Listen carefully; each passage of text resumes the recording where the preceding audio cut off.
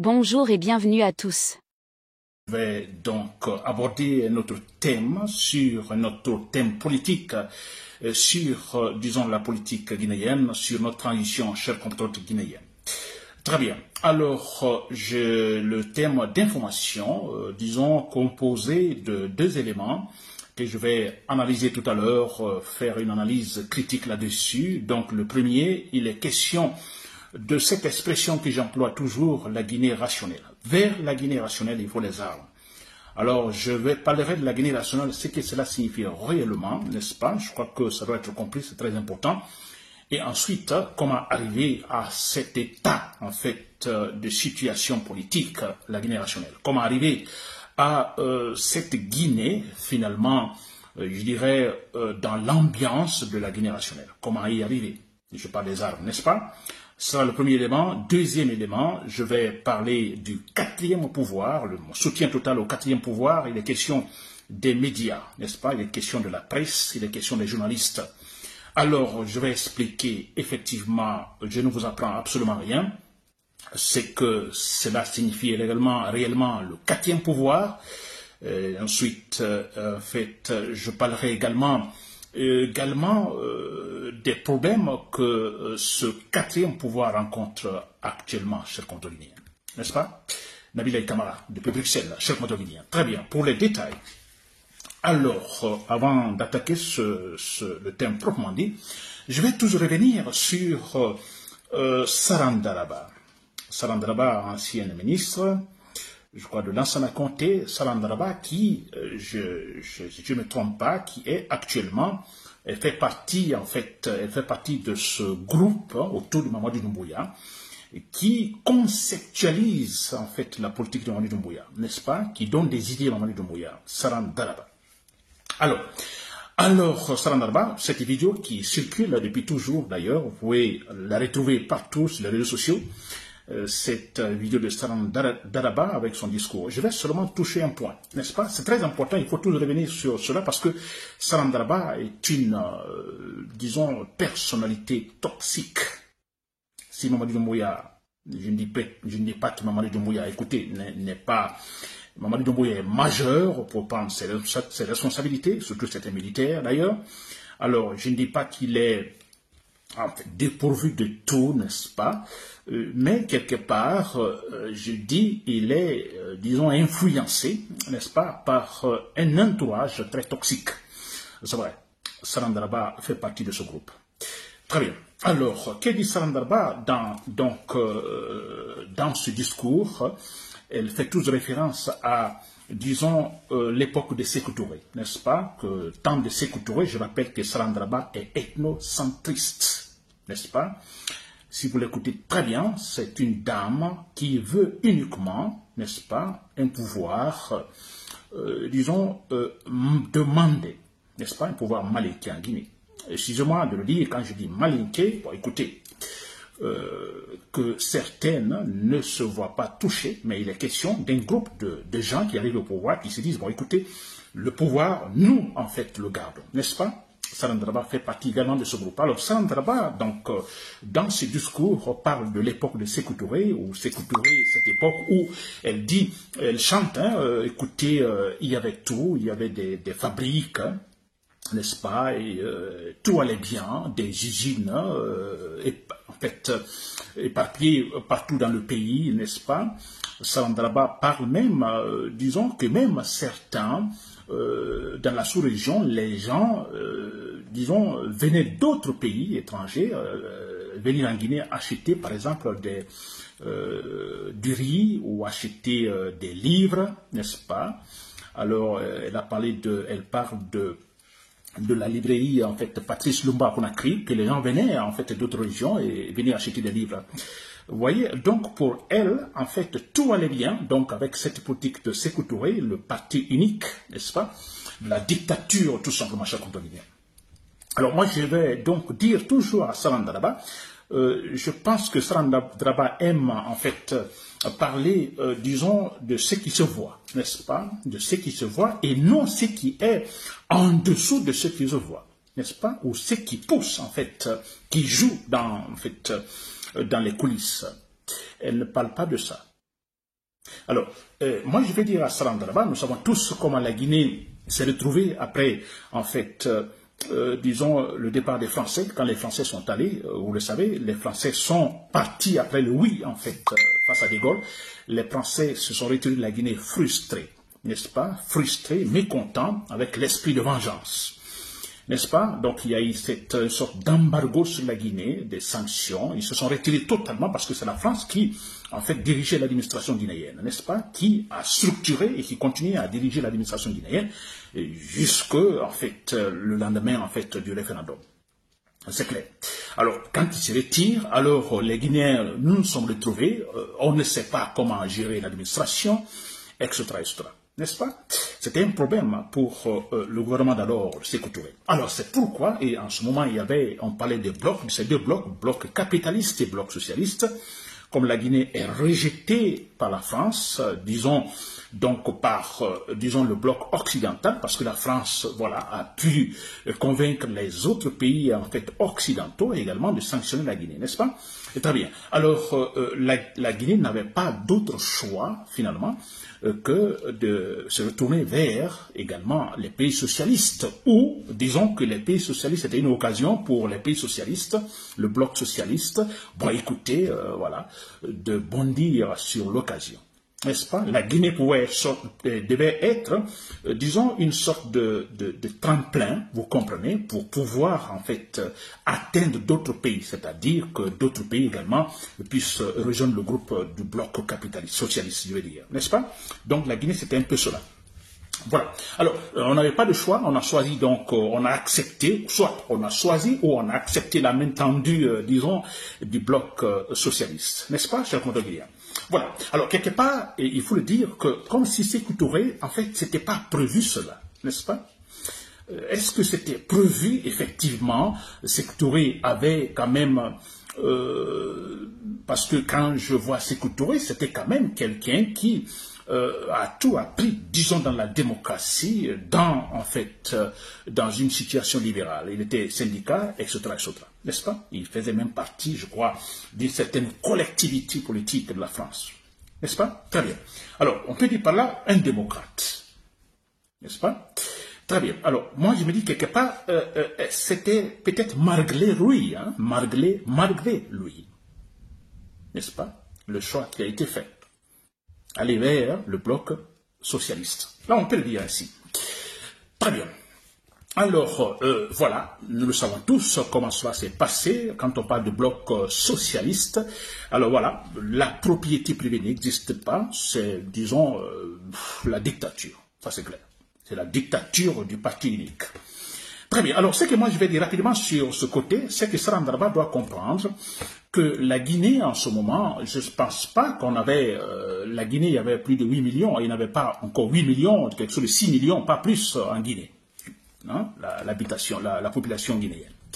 Alors, disons, avec ce système, c'était plutôt, je ne dirais pas facile, mais ça ne pouvait pas se ressentir tellement, parce que, en tenant compte du nombre de populations.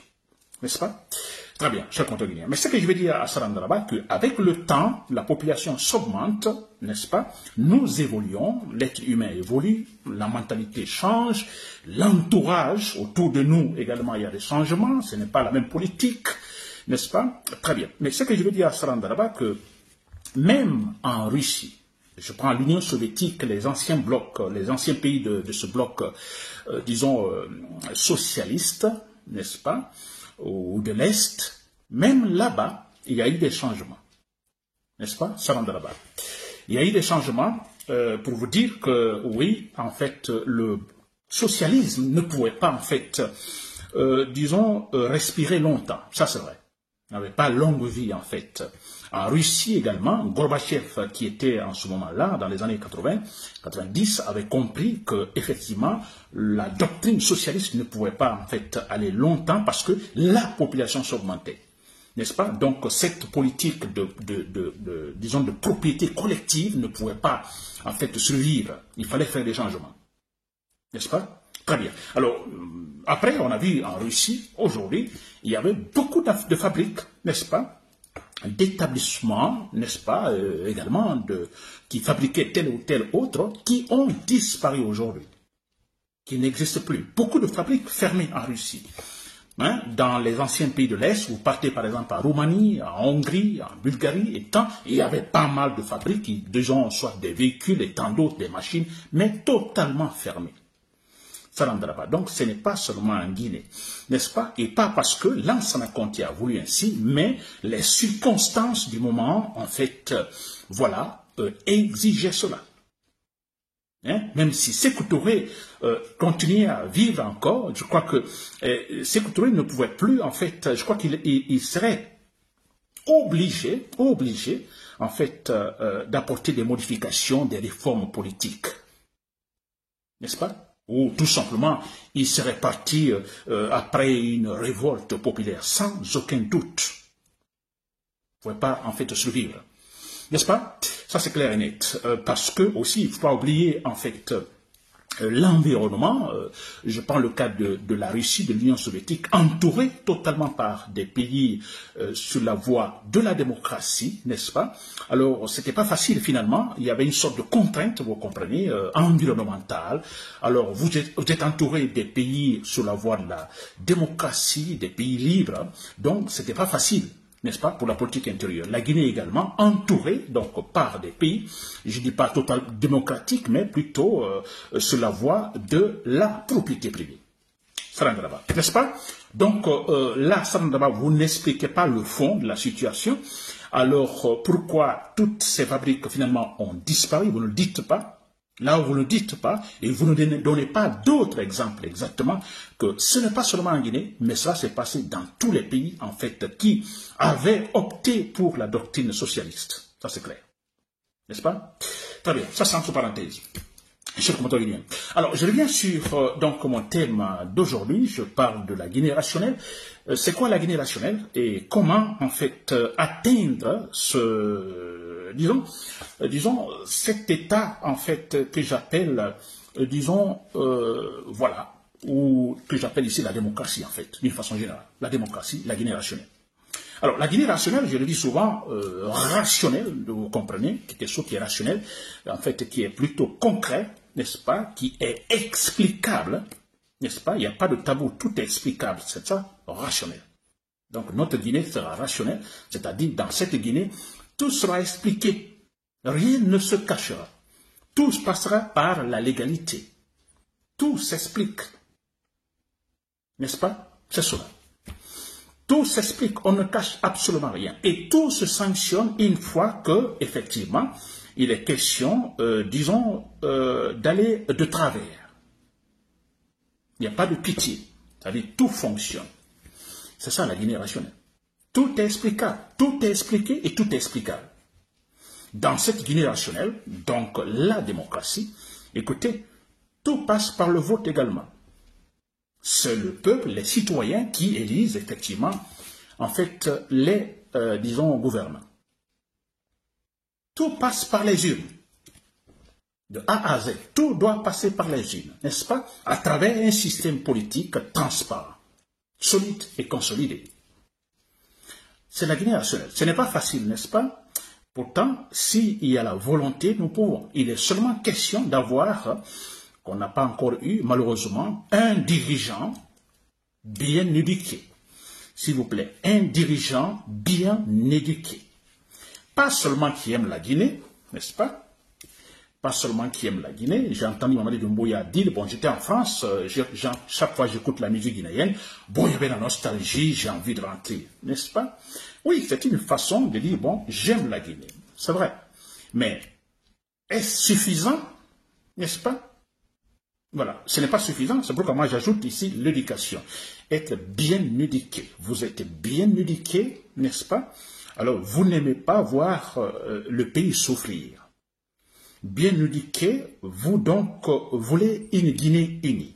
Bien éduqué, vous voulez une Guinée où tout, en fait, la gouvernance, en fait, est respectueuse des lois. Et il faut être bien éduqué. Un dirigeant, franchement, bien éduqué. Un exemple de dirigeant bien éduqué, là, je ne me trompe pas, il est question, je répète encore son nom, il y en a beaucoup, sûrement, mais Mohamed Beavogui. Je vous l'assure, c'est un monsieur très bien éduqué. n'a pas froid aux yeux, il dit ce qu'il faut dire, c'est clair. Quand on a un gars comme Mohamed Eberogui, des gens bien éduqués, écoutez, on a la chance dans ce cas. On a la chance de matérialiser ce concept ou là, ce que je suis en train de dire ici, la Guinée rationnelle. La démocratie. N'est-ce pas, cher contemporain? Très bien. Alors, vous avez compris cette forme d'État que je cherche, cette forme d'explication politique, c'est vrai, dans la réalité. Alors, comment y arriver? N'est-ce pas? On a vu que ce n'est pas facile hein, à travers un processus consensuel. C'est difficile, voire impossible en Guinée. Non, c'est impossible. N'est-ce pas? Après avoir... parce qu'on se dit, avec Alpha Condé, c'était bien possible.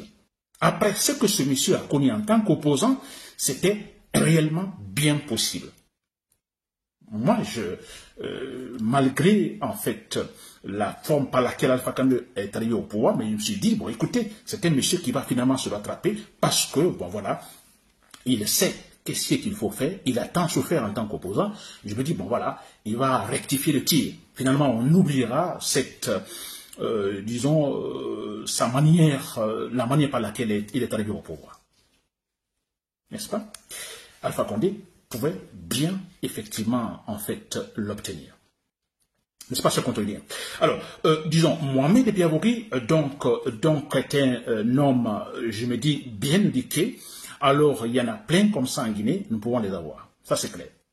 Alors, je dis, alors, comment atteindre cette Guinée rationnelle, n'est-ce pas? Il faut prendre les armes. C'est vrai. Il faut prendre les armes. On ne peut pas, c'est-à-dire, c'est impossible de passer par le processus, disons, consensuel. De dialogue. Ça, non. Alpha Condé, non. Mamadi Doumbouya, qui pouvait aussi, franchement, après avoir vu ce qui s'est passé avec Alpha Condé, alors finalement, on se dit, bon, écoutez, non, le processus consensuel, non. Pour arriver à la Guinée nationale, c'est impossible. Non, c'est impossible. N'est-ce pas? Un monsieur qui va au cimetière, qui dit que prochainement, personne ne va mourir pour la politique, et qui après tue les gens, vous comprenez? Et vous allez demander à ce monsieur de passer par le processus, disons, de dialogue pour pouvoir asseoir une Guinée nationale ou atteindre la Guinée nationale. Vous rêvez ou quoi? C'est impossible. N'est-ce pas? Vous voyez maintenant, Mamadi Doumbouya, bon voilà, il est totalement convaincu qu'il va... C'est ça aussi, c'est quand même incroyable. C'est-à-dire, il se croit demi-dieu, voilà, je suis là, et voilà, et je vais continuer. C'est quand il sera terrassé, il ne va plus, en fait, quand on le fera tomber en ce moment, voilà, se retrouver dans la même situation qu'Alpha Condé, voilà. Mais en fait, le Guinéen ne pense pas. Vous voyez? Donc, manque d'éducation chez le gouvernement guinéen. C'est pourquoi il faut prendre les armes. Nous prenons les armes, et tout simplement, et à travers les armes, je vous dis bien, à travers les armes, hein, nous imposons effectivement ce qu'on appelle la Guinée rationnelle. À la tête, un homme bien éduqué. Très bien, cher compatriotes. Donc, vous l'avez compris, ce point, quand je parle de la Guinée rationnelle, cher compatriotes, c'est bien possible à 100%. Sénégal l'a obtenu, et pourquoi pas la Guinée?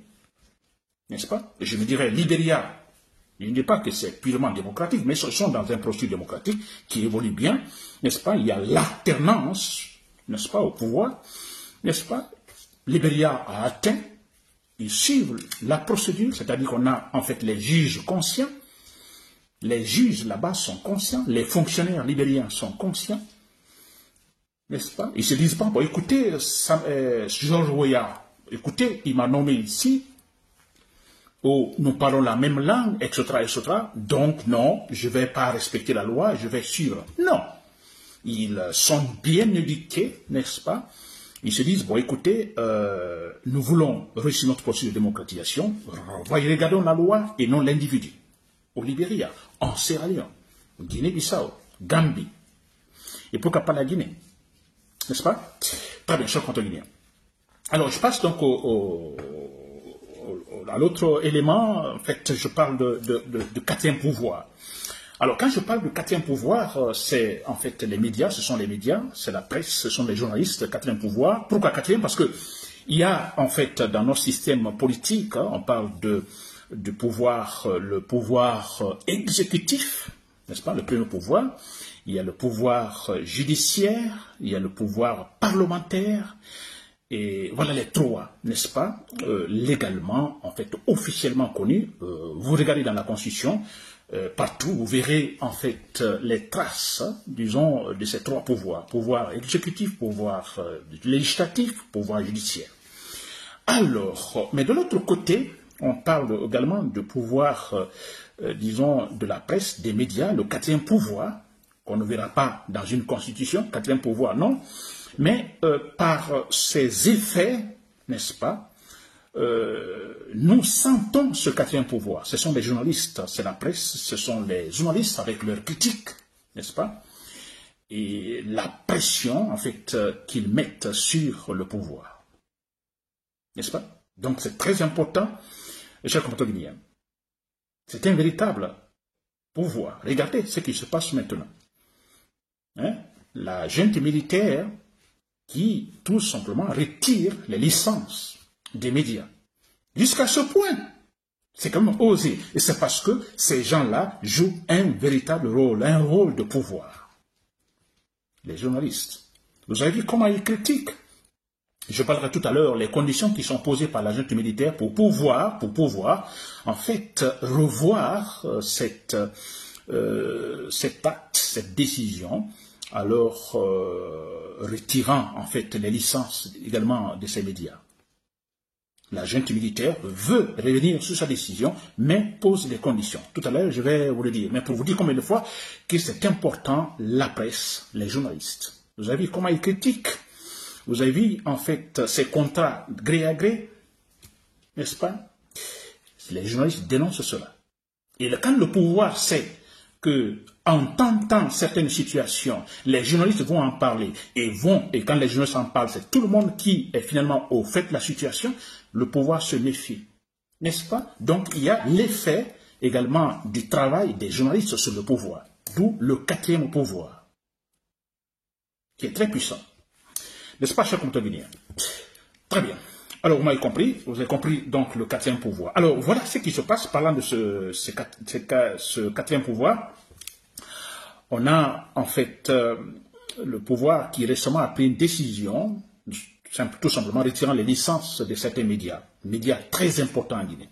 On parle de Film FM, on parle d'Espace FM, Dioma FM et tout ça. N'est-ce pas? Alors, ça signifie tout simplement que ces gens-là, ils sont au chômage. Nous connaissons la Guinée, d'ailleurs, où tout est dur, tout est compliqué. Et voilà, tout de suite, dans la foulée, ces journalistes perdent du travail, inutilement. Ils perdent du travail, par la faute tout simplement de la gêne, parce que ces journalistes font leur travail. N'est-ce pas? Donc, on a ces journalistes qui ne travaillent pas. Ce sont des pères de famille, n'est-ce pas? Qui doivent payer le loyer, qui doivent payer, en fait, disons, les frais scolaires, les frais médicaux des enfants, par-ci, par-là. Maintenant, ils ne travaillent pas, pas de salaire. N'est-ce pas, cher compatriote? Et c'est pourquoi j'ai vu quelque part certains journalistes, je crois de la part de Film FM, je crois le patron du Film FM, qui lance, n'est-ce pas, je mettrai ça au conditionnel, de toute façon j'ai vu, qui aurait lancé, ou lance tout simplement une sorte de cagnotte pour demandant l'aide à la population guinéenne, à tout le monde, les Guinéens à l'intérieur comme à l'extérieur, tous, en fait, de venir en aide. Ça, c'est logique, c'est pragmatique, il faut le dire. C'est-à-dire, les gens, ils ne travaillent plus. En pleine journée, d'un coup, de manière spontanée, écoutez, ça va, vous ne travaillez plus. Ils n'ont plus de travail, plus de salaire. C'est incroyable, n'est-ce pas? Alors, c'est pourquoi, moi, je pense que, de ma part, nous devons les écouter et les comprendre. Si nous pouvons faire quelque chose, il y a une cagnotte que chacun y mette quelque chose pour aider ces gens. Ils ont des enfants, ils ont des familles. Ils doivent payer des loyers, ils doivent payer des factures, chers compatriotes guinéens. Nous les aidons financièrement, n'est-ce pas? À la hauteur de voilà, ce que nous possédons, ce que nous pouvons faire. N'est-ce pas, chers compatriotes guinéens? Ça, c'est en fait un appel aussi que je lance, moi, personnellement. Je demande à ces journalistes, disons, de faire savoir, en fait, disons, l'authenticité de cette cagnotte, de cette aide, publiquement, officiellement, pour que nous puissions tous participer financièrement, les aider. N'est-ce pas, chers compatriotes guinéens? Très bien. Alors, toujours parlant de ce quatrième pouvoir de ces journalistes, chers compatriotes guinéens, alors, j'apprends que, quelque part, que le pouvoir tenterait, je mets ça au conditionnel, tenterait effectivement de revenir sur sa décision. La décision, en fait, qui lui a permis de retirer les licences de ces différents médias importants. Mais le pouvoir, la junte militaire pose des conditions, ou poserait des conditions. Alors, la première condition, c'est-à-dire, je le dis bien, la junte militaire dit, bon écoutez, nous pouvons enlever les sanctions. Nous enlevons les sanctions, mais écoutez, il y a des conditions. N'est-ce pas? Nous posons des conditions. Vous arrivez à les satisfaire, bon voilà, ou vous acceptez de satisfaire ces conditions, bon voilà, nous vous redonnons en fait vos licences pour que vous puissiez travailler. Alors la première condition, le pouvoir demande tout simplement de faire la promotion du CNRD, de la junte militaire, la transition, faire la promotion, n'est-ce pas? C'est-à-dire, voilà, dire que bon voilà, c'est une junte qui fait bien les choses, n'est-ce pas? Relancer la junte militaire, c'est tout. Faire la promotion de la transition de la junte militaire de Mamadi Doumbouya, n'est-ce pas? Jeter des fleurs sur Mamadi Doumbouya. Voilà le pouvoir divin, le demi-dieu, l'homme, en fait, c'est pas, providentiel. C'est ça, dans la première condition qu'on demanderait donc aux journalistes. La deuxième condition, il est question, donc qui est totalement liée à la première condition, il est question d'arrêter de critiquer. N'est-ce pas? Des critiques négatives, hein? En fait, je mettrai entre guillemets critiques négatives pour eux, parce que nous, ce ne sont pas des critiques négatives, mais plutôt des critiques objectives, dures, mais objectives. Parce que si un journaliste dénonce des contrats de gré à gré, c'est une critique positive, objective. C'est important, n'est-ce pas? C'est important. Si on avait réellement un pouvoir conscient, n'est-ce pas? Je crois que c'était plutôt encourageant, encourager de tels comportements de la part des journalistes, parce qu'un pouvoir conscient, un président bien éduqué, n'est-ce pas, qui n'est pas souvent informé, et finalement qui est informé à travers les émissions de certains journalistes, pourrait donc tout simplement prendre des décisions en fonction des déclarations, des dénonciations faites par les journalistes. Un président de la République pourrait en profiter, prendre des mesures qu'il faut pour que, finalement, par exemple, que ces contrats de gré à gré puissent arrêter, ou ceux qui, en fait, sont passés par là, qu'ils soient, en fait, écoutés, traduits devant les juges. N'est-ce pas? Un pouvoir conscient, effectivement, pourrait le faire. Alors, l'autre condition, il est question, la condition posée par la junte militaire, là, il est question tout simplement, disons, de salir les partis politiques, d'affaiblir les partis politiques, l'opposition. Donc, il faut tout faire, comme on a entendu quelque part, le journaliste Marouane Dinguiraye, Marouane Kamara, Habib Marouane Kamara, qui, à un moment donné, je crois, avait reçu Ousmane Gawal Diallo, qui lui avait proposé de l'argent dans le but de salir Cellou Dalein Diallo, par exemple. N'est-ce pas? Alors en fait, c'est le même sorte de complot qui est là, il faut donc salir les journalistes, et là, c'est moyennant, c'est sûr, moyennant de l'argent. Il faut tout faire, en fait, dénigrer, disons, l'opposition, les partis politiques. Parce que le but, vous le savez, le but final de la junte militaire, c'est la disparition des partis politiques. Parce que nous allons vers un parti-État. Alors, d'un coup, prendre une décision en disant, bon, écoutez, les partis politiques, voilà, vous dégagez, c'est un peu difficile, n'est-ce pas? Alors, mais il faut passer par des actes de dénigrement. Et ça, c'est posé comme condition également. Chers compatriotes. N'est-ce pas que c'est dangereux? Bien, alors, moi, je suis quand même, je dis tout, c'est dommage, parce que quand on parle de refondation, je pense que les critiques de ces journalistes, c'était plutôt un élément super important pour la refondation. Pour une véritable refondation, je dis bien, dans le vrai sens. La refondation, rendre tout simplement rationnel les institutions de la République. Rendre rationnelle la gestion de la chose publique. N'est-ce pas? Ce travail critique des journalistes pouvait tout simplement servir à la refondation. Mais malheureusement, ce n'est plus la refondation. Parce qu'une véritable refondation, vraiment, souhaiterait les critiques pour finalement, en fait, se rectifier si quelque chose ne va pas. Une véritable refondation. Et maintenant, on a une refondation, entre guillemets, qui ne veut pas de critiques. Ce n'est plus une refondation. Ce n'est plus une refondation, chaque dire. Alors, donc, vous avez compris ce point. C'est vraiment dommage. Ce que je dis, je répète ce point en ce qui concerne le soutien donc, à ce quatrième pouvoir, à tous les journalistes. Soutenons-les financièrement, ce n'est pas facile, surtout les Guinéens qui sont à l'étranger. Et je demande tout simplement, je répète ce point, que en fait, les responsables qui ont émis en fait cette information, qu'ils essayent en fait d'authentifier la situation pour que nous puissions, c'est-à-dire voir par quelle manière en fait arriver à les aider financièrement. Très bien. Alors, il y a un autre élément important, donc relatif à cette sanction de la junte militaire par rapport, disons, aux médias guinéens. On a la centrale syndicale, cette fois-ci ce sont les syndicalistes, la centrale syndicale, je ne sais pas de quelle centrale, de toute façon, les syndicalistes se seraient retrouvés et auraient écrit en fait à la junte militaire, en fait, de revenir sur sa décision sanctionnant certains médias, ces médias que nous connaissons précis. N'est-ce pas? Donc la centrale syndicale guinéenne aurait en fait formulé une demande au pouvoir de revoir sa décision, de revenir sur sa décision, sinon, voilà, elle organiserait, la centrale syndicale organiserait une véritable, en fait, grève sur toute l'étendue du territoire national. Ça, c'est ce parce que moi, je me demandais, d'ailleurs, ça doit être le rôle, disons, de la centrale syndicale, de toutes les centrales syndicales. Voilà. Donc, c'est le rôle, en fait, de toutes les centrales syndicales.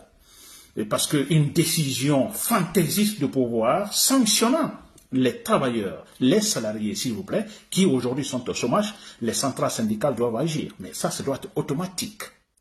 D'abord, c'est illégal. N'est-ce pas? Sur ce point, je dis à tous les Guinéens, parce que ça joue beaucoup sur nous. Ah non, j'ai mon père qui est dans le gouvernement, mon frère est fonctionnaire, je ne sais pas, mon voisin est ministre, ou mon frère, mon ami, son papa est ministre, donc moi je ne vais pas réagir. Moi non, je ne suis pas dedans. N'est-ce pas? Abandonnons cette forme de comportement, chers compatriotes guinéens. Battons-nous pour la Guinée rationnelle. Battons-nous pour la Guinée, pour la stabilité de la Guinée. N'est-ce pas, chers compatriotes guinéens? Voilà, donc vous m'avez compris, chers compatriotes guinéens, la balle également dans le camp, je dirais, des forces patriotes dans l'armée. Ne l'oubliez pas, je suis sûr que vous vous préparez.